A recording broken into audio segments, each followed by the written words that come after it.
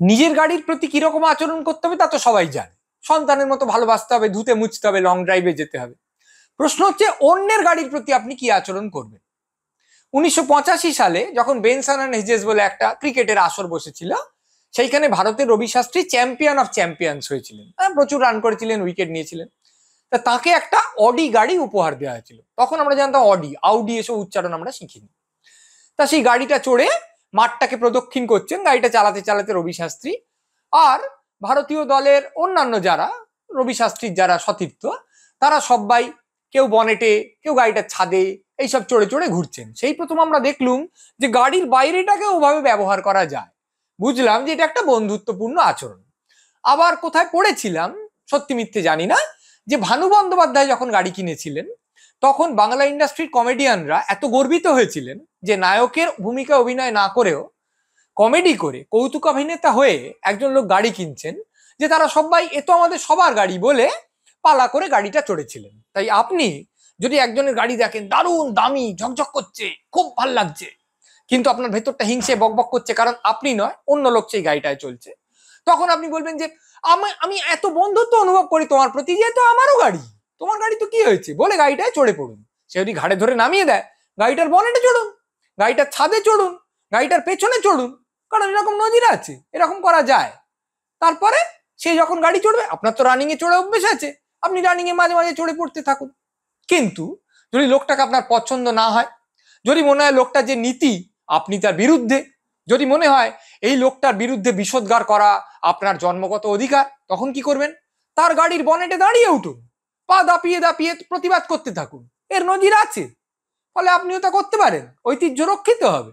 আবার আপনার যদি মনে হয় এই লোকটা এত খারাপ যে এই লোকটা যদি পৃথিবীতে ঘুরে বেড়ায়, এই লোকটা যদি নিজের কাজকর্মগুলো করতে থাকে, তাহলে আমার বরং আত্মহত্যা করাই ভালো। তাহলে কোথায় আত্মহত্যা করবেন? বাড়িতে বসে নীল রঙের বড়ি কিনে খাবেন, কিংবা সিলিং ফ্যান থেকে গলায় দড়ি দেবেন? না, ওরই গাড়ির বনেটে বা ছাদে চড়ুন, চড়ে গলায় একটা চাদর পেঁচাতে থাকুন, পেঁচিয়ে বলুন এই এই আমি আত্মহত্যা করলাম। এবার আপনার ভক্তরা বলতে পারে না না আপনি আত্মহত্যা করবেন না, কিন্তু আপনি বলুন না আমি আত্মহত্যা করব। এখন গাড়ির ওপর চড়ে যদি আত্মহত্যা করতে যান, আপনি তো আকাশ থেকে দড়ি ঝোলাতে পারেন না, ওই চাদর আপনাকে পেঁচাতে হবে, গরমকাল হলেও চাদর নিয়ে যেতে হবে। কিন্তু এটা একটা অভিনব ব্যাপার হবে। এইভাবে আপনি আপনার শত্রুতাটা প্রকাশ করুন। আবার যদি কখনো মনে হয় ওই লোকটা খুব খারাপ, কিন্তু আপনি আত্মহত্যাও করবেন না বা গাড়ির বনেটে উঠে দাঁড়াবেন না, তাহলে গাড়ির বনেটে বসে বা ওই কাছাকাছি দাঁড়িয়ে গাড়ির কাঁচটাকে ইট দিয়ে ঠকাস ঠকাস করে ভাঙার চেষ্টা করুন। সেটাও বিদ্রোহ, সেও এই বাংলায় হয়েছে, প্রশংসিতও হয়েছে। ফলে সেই কাজ করতে কোনো রকম ঝঞ্ঝাট নেই। এই কাঁচ ভাঙার মধ্যে আবার আশ্চর্য একটা তৃপ্তি আছে। আমরা যখন একটু ছোট ছিলাম, তখন দেখতাম ধর্মতলার একটা নির্দিষ্ট সিনেমা হলে একটা যুব সংগঠন এসে প্রায় বিরাট ভাঙচুর টাংচুর করে দিয়ে চলে যেত, কারণ তখন সেখানে যে হলিউডি ছবিটি প্রদর্শিত হচ্ছে, তাদের মতে সেইটা মার্কিন সাম্রাজ্যবাদের ধ্বজা ওড়ায়। আমি অবাক হয়ে ভাবতাম যে পাশাপাশি তো এতগুলো হল আছে, সেগুলোতেও ইংরেজি ছবি চলে, আমেরিকার ছবি চলে, সেইখানে তাদের কখনো তো মনে হয় না যে আপত্তিকর কিছু হচ্ছে, শুধু এই হলটা এলে কেন মনে হয় আপত্তিকর কিছু হচ্ছে।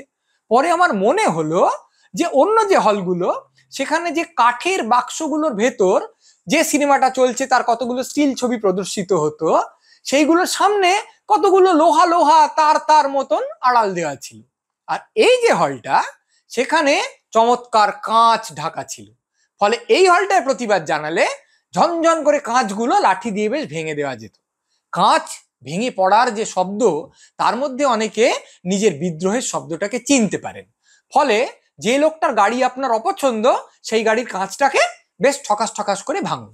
এবার আপনার যদি মনে হয় না আমি কোনো গাড়ির বনেটে উঠবো না, ছাদেও উঠবো না, আমি কাঁচও ভাঙবো না, আমি এরকম কিচ্ছু করবো না, গাড়িটার কোনো ক্ষতি টতি করবো না, কিন্তু আমার শত্রুতাটাও প্রকাশ করতে চাই, তাহলে কি করবেন আমি জানি না। তবে সম্প্রতি একটা ফ্যাশন দেখা যাচ্ছে না, যে লোকজন কাউকে কাউকে খুন করছে, তারপর সেটাকে একটা সেই লাশটাকে একটা বিরাট সুটকেসে ভরছে, তারপর সেই সুটকেসটা কোনো জলে ফেলার জন্য নিয়ে যাচ্ছে, কখনো ভ্যান গাড়ি করে, কখনো ট্যাক্সি করে, তাও নামাবার সময় এমন হিমশিম খাচ্ছে যে ট্যাক্সি ড্রাইভারের সন্দেহ হচ্ছে, তিনি পুলিশকে জানাচ্ছেন, তারপর হয়তো এসে তাদের গ্রেপ্তার করছে। আপনি যে চালাকিটা করুন, সেটা হচ্ছে কোনোভাবে তুইয়ে বুইয়ে ড্রাইভারকে দিয়ে আপনার যে শত্রু তার গাড়ির ডিকিটা খোলান, তারপর একজন কোনো লোককে খুন করুন, তারপর একটা বড় সুটকেস কিনে তার মৃতদেহটা সেখানে ভরুন, তারপর সুটকেসটা এনে ওই ডিকিতে ভরে দিন, বোকার মতো যেটা করবেন না সেটা হচ্ছে খামোকা ওই মৃতদেহটা আপনি জলে ফেলতে যাবেন না, ডিকিতে ভরে ডিকিটা লাগিয়ে দিয়ে এবার আপনি পালিয়ে যান। গাড়ির মালিক বুঝবেন সেই লাশ নিয়ে কি করা হবে।